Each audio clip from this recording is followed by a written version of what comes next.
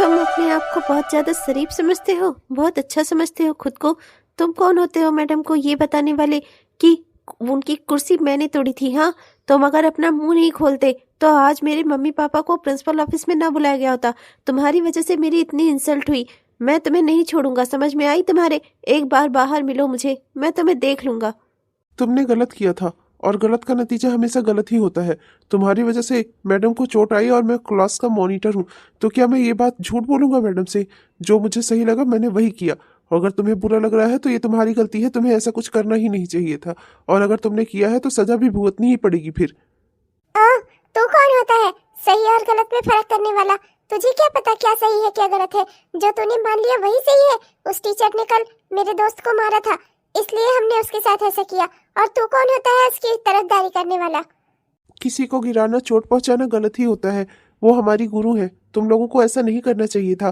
तुम लोगों ने गलत किया है। भैया बिल्कुल सही कह रहे हैं, उन्हें शिकायत करना जरूरी था क्योंकि वो क्लास के मॉनिटर हैं। ओह, ये चूहा भी हमें ज्ञान देने लगा। देखो तो जरा, भैया भैया, अरे तेरा सगा भाई नहीं है ये। सिर्फ तुम लोगों ने इसके पीछे छिपे रहने के लिए इसे अपना बड़ा भाई बना लिया है। क्लास का मॉनिटर है तो क्या कुछ भी करेगा? अरे मैं देख लूंगा तुम सबको। चूहे को देखो कैसे अपने बड़े भैया की आड़ में छुपकर हमें ज्ञान देने चला है। बाहर मिलो तुम लोग, देख लूंगा मैं तुम लोगों को। अबे जा जा, तुझसे डरता कौन है? मिल लेना बाहर। हम क्या तुझसे कोई डरते हैं? बड़े भैया तुझे अच्छे से संभाल लेंगे। इनकी हाइट, पर्सनालिटी देखी है? चला है तू इनसे लड़ने? पहले अपने आप को देख, सबसे बड़ा चूहा तो तू ही है। रोहित, चलो यहाँ से। इनके सामने खड़े रहकर इस तरीके से बोलने का कोई फायदा नहीं है। हम इन्हें बाहर देख लेंगे, चलो। अरे लड़की जैसी आवाज वाले, तू हमें बाहर देखेगा? तू चलो रोहित, चलो यहाँ से। बड़े भैया, मुझे उन लोगों के इरादे ठीक नहीं लग रहे हैं। ऐसा लग रहा है कि वो लोग आपसे बदला लेना चाहते हैं। मामला छोटा ही सही, पर मुझे लग रहा है कि उन लोगों के मन में नफरत है। वो लोग कहीं कुछ करें ना। मुझे बहुत डर लग रहा है। अरे फट्टू, तू कितना डलेगा यार? इससे डर डर के ना तूने हमारी नाक कटाई हुई है। देख, अभी वो लड़की जैसी आवाज वाला भी तुझे चूहा बोल रहा था। बताओ तो जरा, ये दिन आ गए हैं। बड़े भैया के सानिध्य में रहता है, हमसे तेरी दोस्ती है, पर फिर भी तो कितना डरता है। फट्टू कहीं का, जा अपना काम कर जाकर। जब हम हैं तो तुझे डरने की कोई जरूरत नहीं है, हम अपना सब संभाल लेंगे। बड़ा आया है। हाँ संग्राम, सुधीर सही कह रहा है।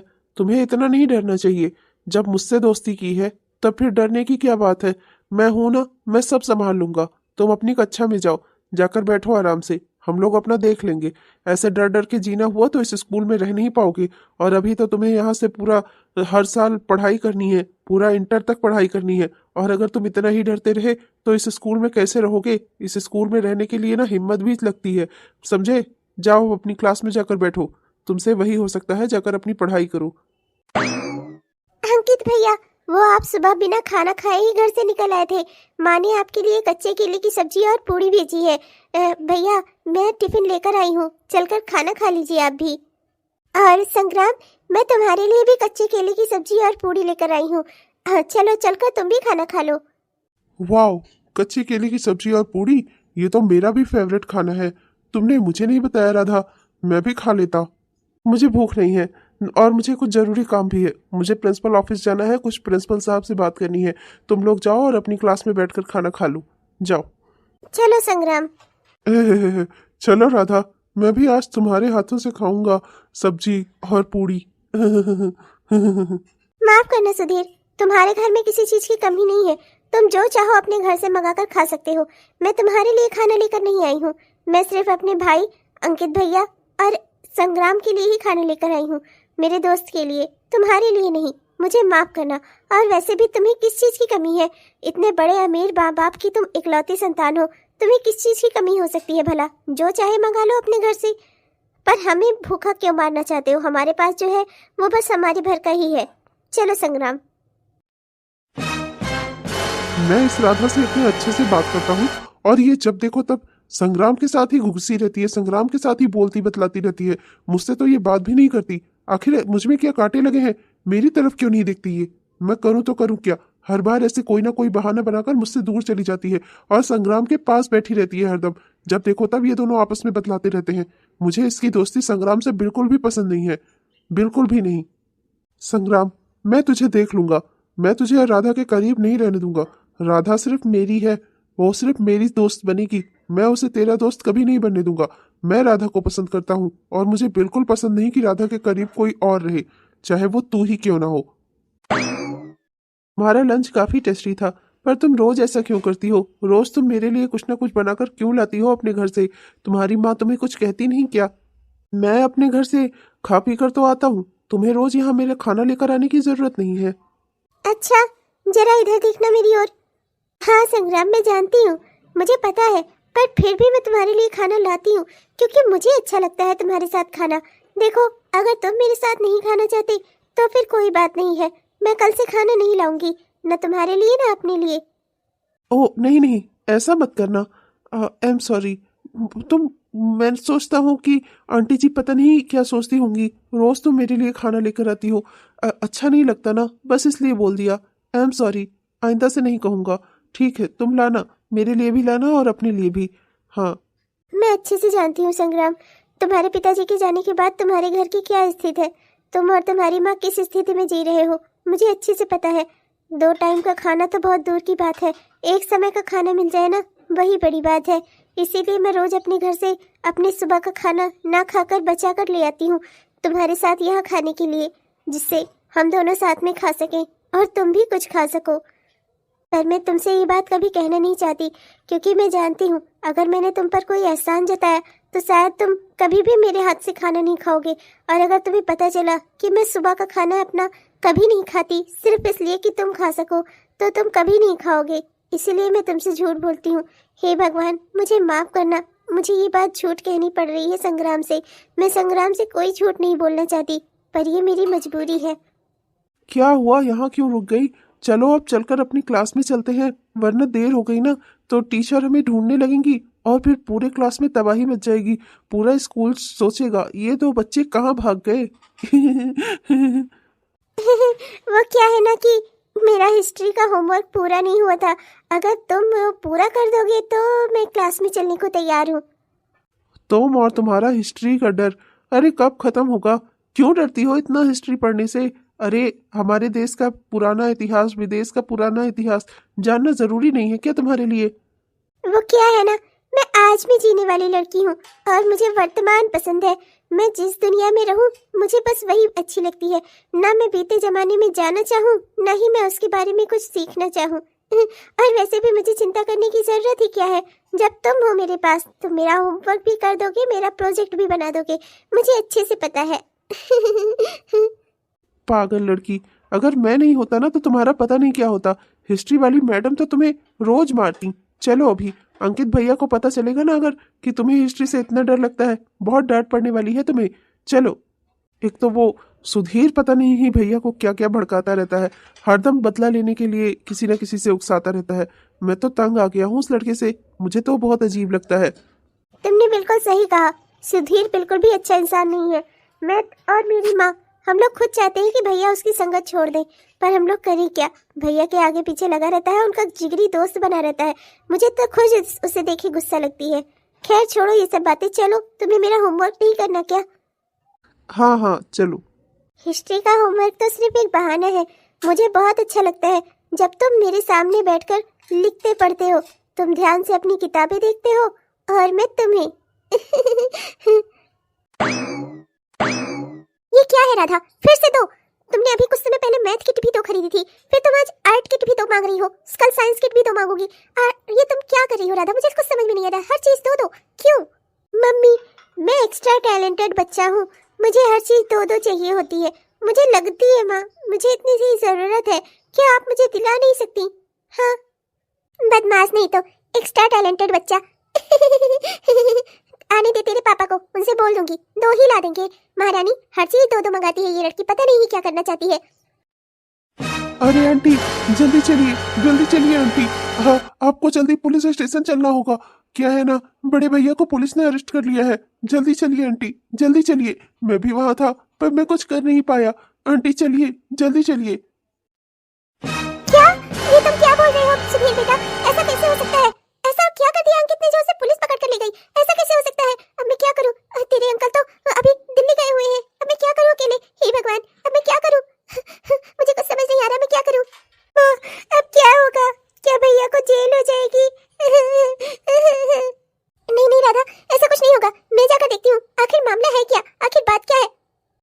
क्या है ना, अंकित भैया का कुछ लोगों के साथ झगड़ा चल रहा था। क्लास के कुछ बच्चे थे, वो क्या है ना कि उनकी शिकायत प्रिंसिपल से अंकित भैया ने की थी और उन लोग इस बात से नाराज थे। और आज जब हम तीनों, मैं, अंकित भैया और संग्राम, हम तीनों बाहर घूम रहे थे, तब उन लोगों ने हम पर हमला कर दिया। उन लोगों ने हमसे झगड़ा लड़ाई शुरू कर दिया और इसी बात से गुस्से में आकर अंकित भैया ने ईंट उठाकर उस लड़के के सर पर मार दिया। रोहित नाम है उसका। उसका सर फट गया और काफी खून बहने लगा और लोगों ने, आसपास के लोगों ने अंकित भैया को पकड़कर पुलिस के हवाले कर दिया। क्या अंकित ने किसी का सर फोड़ दिया? ऐसा कैसे कर सकता है? मैंने उसे इतने अच्छे संस्कार दिए थे, मेरा लड़का इतना बर्बाद कैसे हो सकता है? हे भगवान, अब मैं क्या करूं अकेले? मुझे तो कुछ समझ नहीं आ रहा। उसके पिताजी भी यहाँ नहीं है, मैं क्या करूं? आंटी, इसमें अंकित भैया की कोई गलती नहीं है। झगड़ा पहले उन लोगों ने शुरू किया था, पर उन लोगों की ओर से लड़ने वाले 3 लोग थे, हमारी ओर से लड़ने वाले सिर्फ हम 2, मैं और अंकित भैया ही लड़ रहे थे। संग्राम ने तो किसी से झगड़ा तक नहीं किया। यहाँ तक कि जब पुलिस आई तो संग्राम चुपचाप वहां से चला गया। उसने हम लोगों की ओर से कोई गवाही तक नहीं दी। क्या बताऊं आंटी, इतना दुष्ट होगा संग्राम मैंने कभी नहीं सोचा था। अंकित भैया ने उसके लिए इतना कुछ किया और वो एहसान फरामोश कहीं का। जब हम आपस में लड़ रहे थे तब वो वहां से भाग निकला। क्या? ऐसा नहीं हो सकता। संग्राम ऐसा नहीं कर सकता। वो अंकित भैया को अकेले छोड़कर नहीं जाएगा। तुम खुद पुलिस स्टेशन चलकर देख सकती हो। अंकित भैया पुलिस के हवाले है, पुलिस की गिरफ्त में है वो। और तुम्हारा संग्राम, वो हम सबको छोड़कर भाग चुका है। समझ आई तुम्हें? बेटी राधा, तुम चिंता मत करना, तुम घर में रहना। मैं जाती हूँ, मैं देखती हूँ। चलो चलो सुधीर बेटा, मैं चलकर देखती हूँ। पुलिस से उसे छुड़ाने के लिए मिन्नतें करती हूँ, जो बन पाए करती हूँ। क्या बताऊँ, मेरा बेटा अंकित ऐसा निकलेगा मैंने नहीं सोचा था। बेटा राधा, तुम घर पर रहना, मैं बस अभी गई और अभी आई तुम्हारे भाई को लेकर। चलो सुधीर बेटा। ये सब क्या हो गया? अंकित भैया को पुलिस अरेस्ट करके ले गई और संग्राम वहां से भाग गया। ऐसा कैसे हो सकता है? संग्राम ऐसा नहीं है, जरूर कोई ना कोई बड़ी बात है। मैं क्या करूं? यहाँ रहकर मैं कैसे पता कर पाऊंगी आखिर हुआ क्या? संग्राम कहाँ गया? वो ठीक तो है? अंकित भैया को पुलिस छोड़ेगी या नहीं? मैं क्या करूं? मैं बहुत परेशान हूँ। हे भगवान, सब ठीक हो जाए, मेरे अंकित भैया घर आ जाए। हे प्रभु, इतनी कृपा कर दीजिए। 6 घंटे बाद। माँ, क्या हुआ माँ? आप आ गई? अंकित भैया कहाँ है? आप तो उन्हें छुड़ा कर लाने वाली थी ना माँ। क्या हुआ? अंकित भैया कहाँ है माँ? कहाँ है अंकित भैया? आप उनके बगैर कैसे आ गई माँ? माँ, उन्हें पुलिस ने नहीं छोड़ा। क्यों नहीं छोड़ा माँ? माँ, कहाँ है अंकित भैया? बोलो ना माँ। आंटी से क्या पूछ रही हो? मैं तुम्हें बताता हूँ कहाँ गए तुम्हारे अंकित भैया। पुलिस ने उन्हें अरेस्ट कर लिया है और अब उनके खिलाफ केस चलेगा। ये सब कुछ ना तुम्हारे उस दोस्त संग्राम की वजह से हुआ है। बहुत उसका ख्याल रखती थी ना, उसे खाना खिलाना, उसे हर चीज लाकर देना। सब चीज 2-2 क्यों ले जाती थी? अपनी माँ को बताया नहीं तुमने? राधा, अपने घर वालों के साथ धोखा करके जिस इंसान के साथ तुम अच्छाइयां करती थी ना, वही इंसान तुम्हारा सबसे बड़ा दुश्मन है। वो चाहता तो आज तुम्हारे अंकित भैया घर आ जाते, पर वो पुलिस में गवाही देने को तैयार ही नहीं है। उसके ना गवाही देने की वजह से ही आज अंकित भैया को पुलिस अरेस्ट करके ले गई है और वो अभी अपने जेल में है और अब उनके ऊपर केस चलेगा। समझ में आई तुम्हें? उन्हें सजा भी हो सकती है। क्या? ऐसा नहीं हो सकता। संग्राम ऐसा नहीं कर सकता। अगर उसकी गवाही देने से अंकित भैया छूट जाते तो वो जरूर गवाही देता। वो ऐसा नहीं कर सकता। उसे कहना ही क्या था, बस यही तो कि वो खुद जाकर ईंटे से टकरा गया था। अंकित भैया ने उसके सर पर ईंट नहीं मारी थी। बस इतना ही नहीं कह सका तुम्हारा वो दोस्त संग्राम। समझ में आई तुम्हारे? बस इसे एक एक्सीडेंट ही था, यही तो बताना था। इतना भी नहीं हुआ उससे। तुम्हारा दिया हुआ एहसान का ये बदला चुका है उसने। आंटी ने उसके सामने हाथ भी जोड़े, पर फिर भी वो बोलने को तैयार न हुआ। ऐसा नहीं हो सकता। संग्राम मेरा बहुत अच्छा दोस्त है, वो हमारे साथ इतना बड़ा धोखा नहीं कर सकता। मैं जाऊंगी माँ, आप चिंता मत करो। मैं जाऊंगी। मैं उससे कहूंगी, मैं उससे बात करूंगी। वो जरूर तैयार हो जाएगा गवाही देने को। अरे राधा, सुनो तो, मेरी बात सुनो। तुम सब अभी बहुत छोटे हो, मुझे तो समझ में ही नहीं आ रहा है मैं क्या करूं। अब मुझे उन्हें ही फोन करना होगा, उन्हें बुलाना होगा यहाँ। क्या बताऊं, इतना सब कुछ हो जाएगा मैंने कभी नहीं सोचा था। बच्चों का झगड़ा इतना बड़ा हो जाएगा, कभी नहीं सोचा था मैंने। अरे राधा, तुम यहाँ मेरे घर? क्या हुआ? क्या बात हो गई? तुम नहीं जानते कि क्या बात है। संग्राम, तुम्हारी गवाही की बहुत जरूरत है मेरे अंकित भैया को। अगर तुम गवाही दे दोगे तो मेरे भैया को पुलिस छोड़ देगी। तुम चलकर वहाँ गवाही क्यों नहीं दे देते कि वो सिर्फ एक एक्सीडेंट था, मेरे भैया ने उसे नहीं मारा, वो खुद जाकर ईंट से टकरा गया। क्या तुम मेरे लिए ऐसा नहीं कर सकते? संग्राम, तुम मेरे कितने अच्छे दोस्त हो। क्या तुम मेरे भैया को नहीं छुड़ाना चाहते?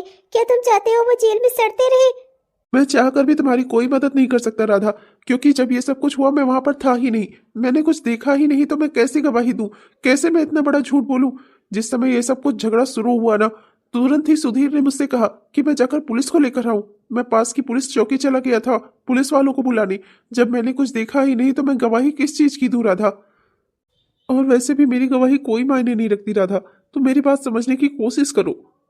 संग्राम, मैं सब समझ रही हूँ। तुम पर फिर सच्चाई का भूत चढ़ाना। मैंने जो नहीं किया, मैंने जो नहीं देखा, उसे मैं नहीं मानूंगा। ये कौन सी बात होती है संग्राम? अगर तुम गवाही दे देते तो मेरे भैया छूट जाते। तुम ये कहना तुम्हारा सरासर गलत है कि तुम्हारी गवाही का कोई प्रभाव नहीं पड़ता। प्रभाव पड़ता है। पुलिस वालों को अगर तुम बोलते तो आज मेरे भैया मेरे घर पर होते। तुम ऐसा नहीं करोगे, मैं अच्छे से जानती हूँ, क्योंकि तुम्हारे अंदर वो जो सच्चाई की लड़ाई लड़ने वाली आदत है ना, वो फिर से शुरू हो गई है। तुम्हारी वो सच्चाई की बीमारी।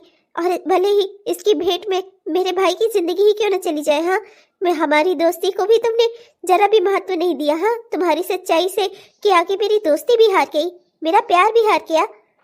कम से कम कोई ना सही तुम तो मुझे समझने की कोशिश करो राधा। अगर मेरे बस में होता तो मैं अंकित भैया को तुरंत छुड़ा लाता। तुम अच्छे से जानती हो मेरे पास में कुछ नहीं है। मैं वहां पर था ही नहीं जब मैं पुलिस वालों को बुलाने गया था। तो फिर वहां पर जब मैं था ही नहीं तो क्या हुआ, कैसे हुआ, मुझे कहाँ ही पता होगा। मेरी गवाही कोई मायने नहीं रखती। तुम मुझ पर यकीन करो। दूर दूर रहो मुझसे। आज से तुम्हारा मेरा कोई वास्ता नहीं है। तुम्हारी वजह से मेरे भाई को जेल हो गई। तुम्हारी वजह से मेरी माँ फूट फूट कर रो रही है। मेरे पापा अभी इस शहर में नहीं थे। हम लोग अकेले क्या करेंगे? तुमने ये तक नहीं सोचा। इतने स्वार्थी हो गए तुम। तुम्हारी और तुम्हारी माँ के बारे में मैं हमेशा सोचती थी, हमेशा अच्छा करने की कोशिश करती थी तुम्हारे साथ। और तुम एहसान फरामोश कहीं के, तुम किसी के नहीं हो सकते। तुम्हें अपनी सच्चाई की लौ पकड़ कर चलनी है ना, चलो। ये सच्चाई ही तुम्हारे काम आएगी, मैं नहीं। आज के बाद से मैं तुम्हारी सूरत भी नहीं देखूंगी। तुम मेरे लिए अब इस दुनिया में हो ही नहीं, और ना मैं तुम्हारे लिए इस दुनिया में हूँ कहीं। समझ लेना, मैं मर गई तुम्हारे लिए। राधा, बस खबरदार, जो अपनी इस गंदी जुबान से तुमने मेरा नाम भी लिया तो मैं तुम्हें नहीं जानती। आज के बाद से मेरा तुम्हारा कोई वास्ता नहीं है। मैं तुम्हें बिल्कुल भी नहीं जानती। समझ में आई तुम्हारे? मेरे भाई का दुख तुम्हें दिखाई नहीं दिया। मेरी माँ ने तुम्हारे सामने हाथ तक जोड़े तब भी तुम नहीं पिघले। बहुत शौक है ना सच्चाई के साथ जीने का, तो अब इस सच्चाई के साथ ही रहो तुम। मेरा तुमसे कोई वास्ता नहीं है। राधा, राधा मेरी बात तो सुनो। राधा, मैं तुम्हें खोना नहीं चाहता था राधा। तुम मेरी सबसे अच्छी दोस्त थी, मेरे दिल के इतनी करीब थी। तुम मुझे ऐसे नहीं छोड़ सकती राधा। मैं तुम्हें कभी नहीं भूल पाऊंगा राधा, कभी नहीं। काश तुम समझ पाती, मैंने ये सब कुछ जानबूझकर नहीं किया। सुधीर ने मुझे भेजा था पुलिस चौकी पुलिस वालों को बुलाने के लिए। मैं वहां पर था ही नहीं जब ये सब कुछ हुआ।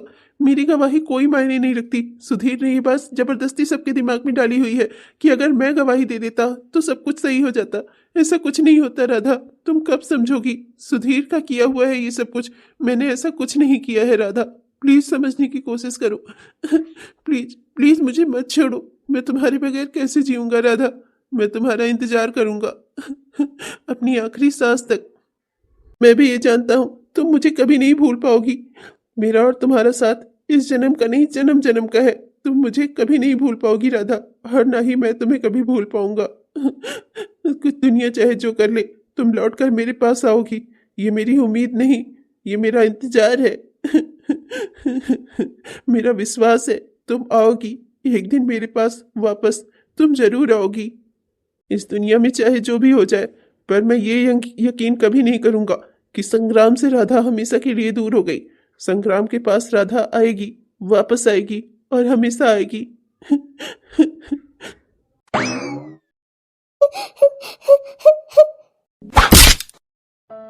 संग्राम, क्यों किया तुमने ऐसा? क्यों? मेरे साथ ऐसा क्यों किया तुमने? हमारी दोस्ती को छोड़ दिया तुमने, अपनी सच्चाई को चुन लिया। क्यों ऐसा किया संग्राम? क्या मेरा तुम्हारी जिंदगी में कोई महत्व नहीं था? मैं ही पागल थी ना, जो मैंने तुम्हें अपना दोस्त, अपना सब कुछ समझा। और मैंने तो पूरी जिंदगी तुम्हारे साथ रहने की उम्मीद भी कर ली थी।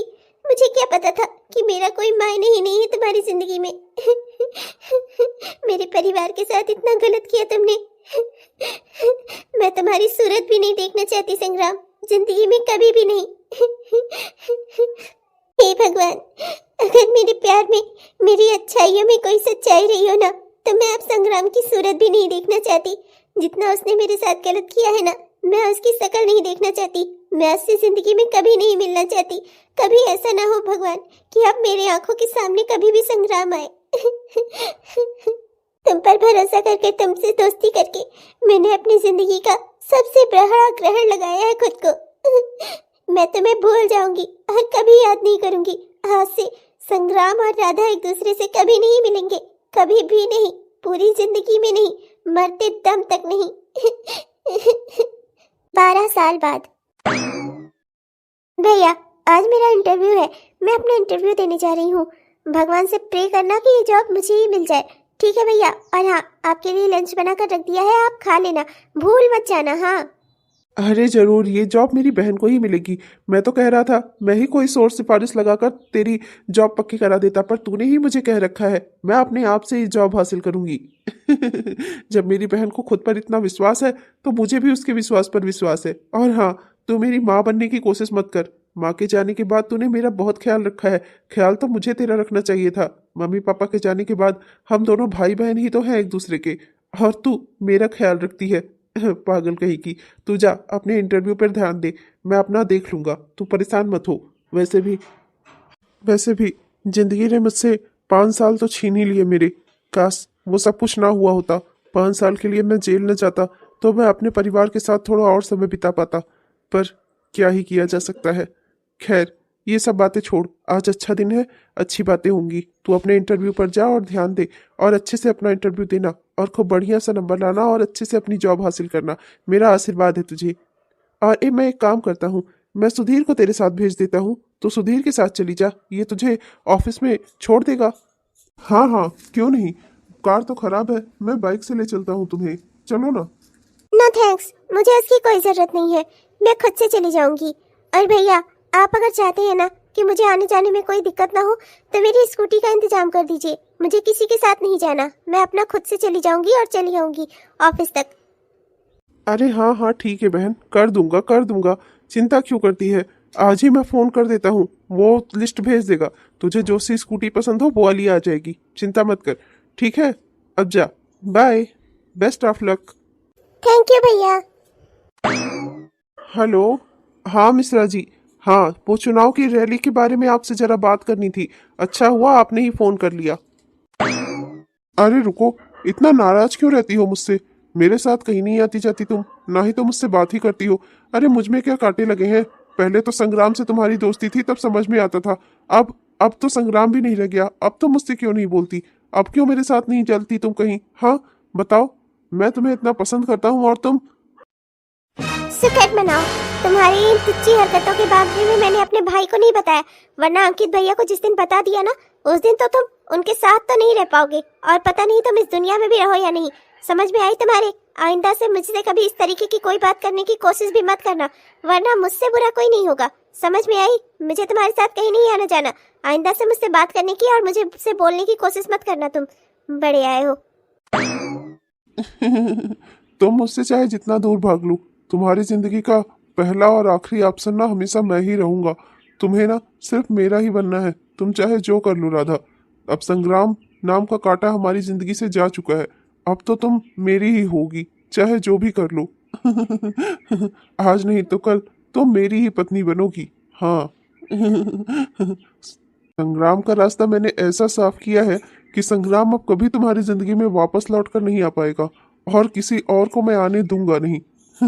अब जो है ना, मैं ही हूँ, और हमेशा मैं ही रहूंगा। मैं ही हूँ तुम्हारा होने वाला पति, समझ लो ये बात राधा। इस सच्चाई को ना कोई नहीं झुटला सकता, तुम भी नहीं। और अंकित का डर क्या मुझे दिखाती हो? एक दिन तो मैं अंकित से खुद बात करूंगा हमारे रिश्ते के लिए। अगर वो तैयार हो गया तो ठीक, नहीं संग्राम की तरह ही उसे भी अपनी जिंदगी से निकालना मुझे अच्छे से आता है। तुम्हारे मेरे बीच में जो भी आएगा ना, उसे मैं इसी तरह से हटा दूंगा। तुम्हारे मेरे बीच में कोई नहीं आ सकता राधा, कोई भी नहीं। अरे क्या हुआ राधा, तुम इतना नाराज क्यों हो जाती हो? मुझे समझ नहीं आता, लड़कों से तुम्हें इतनी भी क्या नफरत है? तुम्हारे भाई भी तो एक लड़के हैं, उन्हें तो तुम बहुत पसंद करती हो, फिर बाकी लड़कों से तुम्हें इतनी दुश्मनी क्यों है? पूरा कॉलेज खत्म हो गया, पूरा स्कूल टाइम खत्म हो गया, एक भी बॉयफ्रेंड नहीं बनाया तुमने। आखिर ऐसा क्यों है राधा? क्यों तुम लड़कों को इतना नापसंद करती हो? क्योंकि लड़के धोखेबाज होते हैं, तुम्हें नहीं पता। और तुम मुझे ज्ञान देने की कोशिश मत करो, अपने काम पर, पढ़ाई लिखाई पर ध्यान दो। यही बात है, मैं आज इंटरव्यू तक पहुंच गई और तुम अभी तक कोई एक एग्जाम भी क्वालिफाई नहीं कर पाई हो। चलो अब मुझे रास्ता दिखाना छोड़ो, बस आ जाए और चले हम यहाँ से। पता नहीं है किसने इसे धोखा दिया, नकचढ़ी कहीं की। तब से किसी लड़के से लिफ्ट तक नहीं लेती, किसी लड़के से बात भी नहीं करती। पूरा कॉलेज खत्म हो गया, ना इसकी वजह से मेरा कोई दोस्त बन पाया और ना ही तो इसने कोई दोस्त बनाया। अब चलो ऐसे बस में धक्के खाते हुए। मैं तुम्हें नहीं बता सकती, ना ही तुम समझ ही सकती हो किसी पर मैंने कितना भरोसा किया था और उस इंसान ने मुझे कितना बड़ा धोखा दिया। आइंदा से मैं कभी किसी पर भरोसा नहीं करूंगी, दोस्ती तो दूर की बात है। अच्छा खासा इतने सारे लड़के हमें लिफ्ट देने को तैयार थे, बाइक ही तो थी, कौन सा कार में बैठ जाते। लेकिन नहीं, मैंने बोला भी कि आज बस वालों की हड़ताल है, एक आध बस ही शायद मिले। लेकिन नहीं, तुम अपना इंटरव्यू छोड़ दोगी पर किसी से लिफ्ट नहीं ले सकती। भैया तुम्हारे किसी को भेज भी रहे थे, तुम उसके साथ भी नहीं आई, अभी बता ही रही थी। तुम्हारा मकसद क्या है? किसी के साथ नहीं बैठोगी, किसी से मदद नहीं लोगी, चाहे भले ही तुम्हारा इंटरव्यू क्यों ना छूट जाए। मेरी तो कोचिंग क्लास ही है, एक दिन नहीं मिलेगी तो कोई बात नहीं, तुम्हारा तो आज इंटरव्यू था ना। चलो अब जो तुम करना चाहो अपनी जिंदगी के साथ, मैं क्या ही कर सकती हूँ। इतने अच्छे से उस लड़के ने हमें लिफ्ट के लिए बोला था, पर नहीं, मैंने भी कहा तुम उसके साथ बैठ जाओ, मैं उसके दोस्त के साथ बैठ जाती हूँ, पर नहीं। तुम्हें तो पता नहीं है क्या नफरत है लड़कों से, उसे डांट कर भगा दिया बेचारे को। अब चलो खड़ी रहो यहीं, देखो कब तक दूसरी बस आती है। मैं खड़ी रह लूंगी, चाहे मेरा इंटरव्यू ही क्यों ना छूट जाए, पर मैं किसी के साथ नहीं जाऊंगी। समझ में आई तुम्हारे? तुम्हें जाने की जल्दी है, तुम किसी के साथ भी लिफ्ट लेकर चली जाओ, मैंने तुम्हें नहीं रोका है, पर मैं नहीं जाऊंगी। गुस्सा तो इसकी नाक पर रहता है। वो देखो, लग रहा है बस आ रही है। बचपन की दोस्त ना होती ना तो मैं तो इसे कब का अकेले छोड़ देती, पागल कहीं की। हाँ नहीं तो चलो अब इसके साथ मुझे भी पागल बनना ही पड़ेगा, क्या कर सकते हैं, दोस्ती जो है। संग्राम, तुमने मुझे जो धोखा दिया ना, उसे मैंने आज तक नहीं भुलाया है और ना ही कभी भूलूंगी। हमेशा याद रखूंगी मैं तुम्हें भी और तुम्हारे दिए हुए धोखे को भी। उसके बाद से मैंने किसी पर भी भरोसा करना छोड़ दिया और ना ही कभी करूंगी। अब इसे क्या हुआ? जब देखो तब कभी गुस्से में रहती है, कभी अफसोस में रहती है, कभी रोती रहती है। ना जाने कौन सा अलग सा आइटम बनाया है भगवान ने, क्या ही किया जाए। खैर, इसका तो ये सब चलता रहेगा। हेलो दोस्तों, आप सब कैसे हैं? उम्मीद करती हूँ कि बहुत ही बढ़िया होंगे। आप सबको मेरा दिल से नमस्कार। कैसे हैं आप सब? उम्मीद करती हूँ कि बहुत ही बढ़िया होंगे। आपने हमारा यह वीडियो पूरा देखा, इसके लिए आपका दिल से बहुत बहुत धन्यवाद दोस्तों। उम्मीद करती हूँ कि आपको पसंद आया होगा, और अगर पसंद आया तो कृपया वीडियो को लाइक जरूर करिएगा और अपने दोस्तों को, रिश्तेदारों को वीडियो को शेयर भी जरूर करिएगा। और अपने प्यारे प्यारे से कमेंट्स तो हमें जरूर लिखिएगा। आपके प्यारे प्यारे कमेंट्स का ना हम दिल से इंतजार करते हैं दोस्तों। और हाँ दोस्तों, हमारे वो प्यारे प्यारे दोस्त जिन्होंने अभी तक हमारे इस चैनल को सब्सक्राइब नहीं किया है, वो कृपया हमारे इस चैनल को जरूर सब्सक्राइब कर ले, जिससे हमारे इस तरह के वीडियोस आप तक हर दिन पहुंचते रहे। और जिन्होंने भी हमारे इस चैनल को सब्सक्राइब किया है, उनका दिल से बहुत बहुत धन्यवाद। तब तक के लिए मैं चलती हूँ दोस्तों, मिलूंगी आपसे कल के वीडियो में। तब तक के लिए बाय बाय। अरे अब चलेगी भी या ये बस भी छोड़ देगी? वो देख, वो संग्राम लिखा है बस पर, यही बस आ रही है, अब इसी से चलते हैं, चल जल्दी। अब तो मुझे हर किस नहीं जाना, तुझे जाना हो तो तू जा, मैं इस बस से नहीं जाऊंगी। गजब मुसीबत है।